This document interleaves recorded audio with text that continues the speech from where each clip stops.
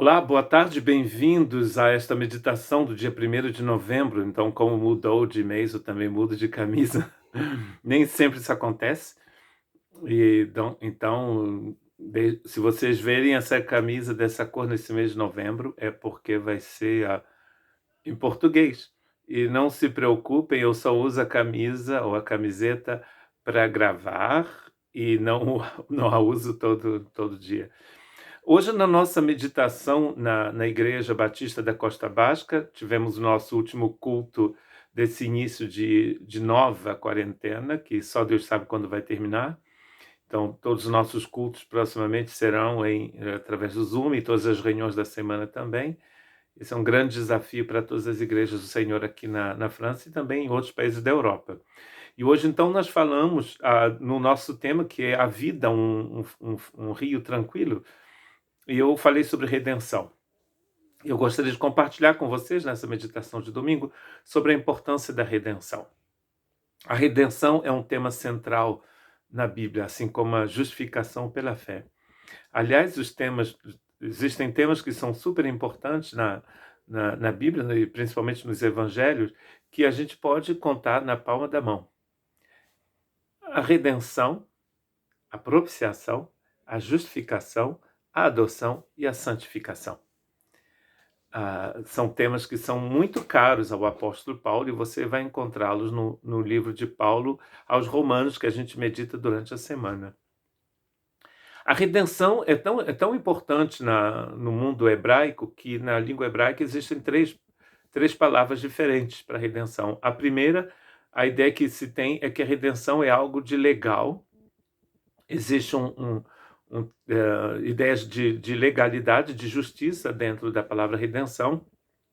Uma outra palavra fala adquirir algo que pertencia a você, que você perdeu e que você precisa adquirir de novo.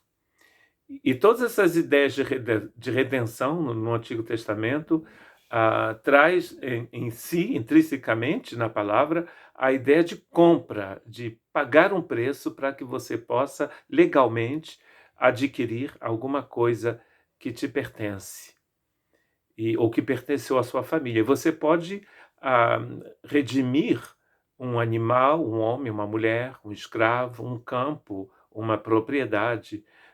Tudo poderia ser redimido. E principalmente num mundo onde a importância da terra era muito grande, como aqui no País Basco, inclusive, né? A terra e a casa aqui têm uma importância, pelo menos tinha uma importância muito grande. E é importante que um determinado pedaço de terra pertença à mesma família. E quando a pessoa perdia aquela terra, um parente distante até, podia vir de algum lugar, de um outro país, e tentar redimir aquela terra para que ela continuasse pertencendo à família. No Novo Testamento, a gente vai encontrar essa mesma ideia de redenção, né? Mesmo que a língua seja outra, mas a ideia é a mesma. Você adquire alguma coisa através de um preço que você pagou. Paulo nos diz que nós temos a redenção em Cristo Jesus. Cristo Jesus veio para que pudéssemos sermos redimidos para Ele. A gente viu na nossa meditação durante a semana que Deus nos escolheu nele antes da fundação do mundo, para que fôssemos santos, sem taxa, sem mancha, e também para que recebêssemos o perdão do pecado, e tudo isso é pela redenção. Ou seja, através de um processo em que Deus é o autor desse processo, para que a propriedade que era dele, volte a pertencê-lo. Aí a gente dá um pulo imenso até o Antigo Testamento e a gente encontra essa ideia de redenção já no início, quando Deus diz que vai suscitar alguém para pisar na cabeça da serpente e derrotá-la, e assim poder finalmente redimir o seu povo. E eu escolhi um texto muito interessante em Apocalipse, que nos fala de um retorno à normalidade. Ou seja, através da redenção que temos em Cristo Jesus, tudo aquilo que perdemos, vamos reaver. nós essas coisas já foram redimidas agora, porque o texto que a gente vai ler, ele nos leva para uma eternidade que pode, de repente, começar para alguns amanhã, hoje, nesse mesmo instante. Ouçam o que diz Apocalipse, capítulo 22, verso 1 ao verso 5. E mostrou-me o rio puro d'água da vida, claro como cristal, que procedia do trono de Deus e do Cordeiro. No meio de sua praça, e de uma e de outra banda do rio, estava a árvore da vida, que produz 12 frutos, dando seu fruto de mês em mês. E as folhas da árvore são para a saúde das nações. E ali nunca mais haverá maldição contra alguém. E nela estará o trono de Deus e o trono do Cordeiro. E os seus servos o servirão, e verão o seu rosto, e na sua testa estará o seu nome. E ali não haverá mais noite, e não necessitarão de lâmpada, nem de sol, nem da luz do sol, porque o Senhor Deus os alumia, e reinarão para todo sempre. E a gente pode continuar e ler também outros textos de Apocalipse, onde vocês vão ver que os resultados da redenção. No início da Bíblia, nós encontramos uma árvore, a árvore da vida. Encontramos duas, né? A árvore do conhecimento do bem e do mal, e depois a árvore da vida. No dia em que aconteceu o que em teologia a gente chama de queda, você sabe muito bem o que é uma queda, né? A queda é algo que acontece porque existe aqui no nosso mundo uma lei que se chama lei da gravidade. Esse objeto vai continuar caindo o tempo que for. Ele foi parado pela minha mão, ou então poderia ser parado pelo chão.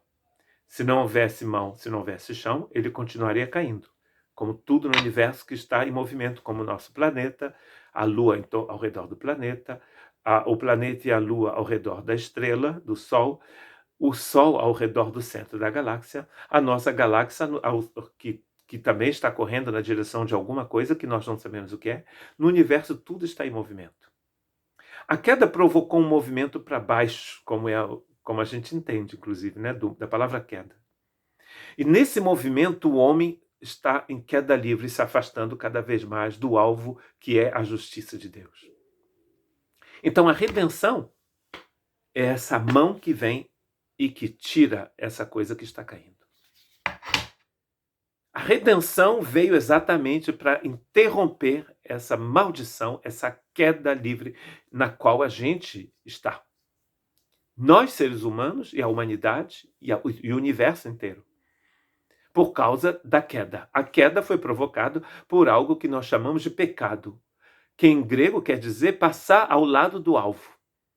Quanto mais você se afasta no tempo e no espaço de um alvo que você já começou se afastando desde o início, quanto mais o tempo passa, mais você se distancia daquele alvo. Então a gente encontra a árvore da vida no jardim. E no dia em que acontece a queda, o caminho para aquela árvore foi fechado. E o homem não tem mais acesso. Mas aqui, no livro de Apocalipse, a gente encontra de novo a árvore. Está lá, à beira de um rio que é o rio da vida. Possivelmente, né, isso é uma imagem. E a gente afirma com toda a convicção que essa árvore da vida é a vida eterna.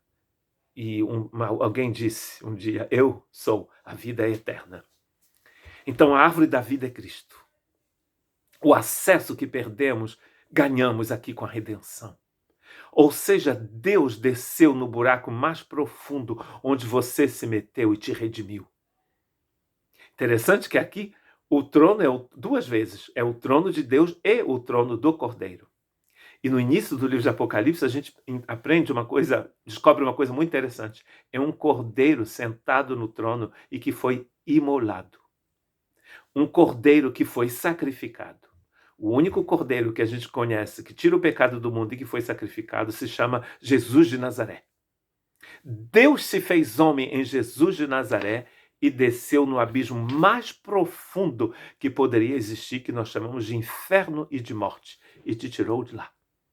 Se você fosse essa tampa de latinha de chá, né?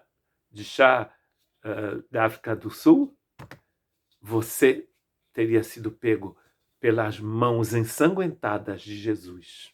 Olha que coisa incrível e maravilhosa. A gente vai continuar falando de redenção, porque é um assunto extremamente vasto. Que Deus te abençoe, que você possa pensar nesse dia em que nós estaremos para sempre, como ele diz aqui, reinarão com Deus para sempre. Sem lágrimas, sem dor, sem doença, sem Covid, sem nenhuma outra doença, nenhum outro vírus, sem câncer, sem morte, sem sede, sem fome, sem trevas. Porque a redenção que se encontra em Cristo Jesus te coloca diante do trono do Cordeiro. Que Deus te abençoe.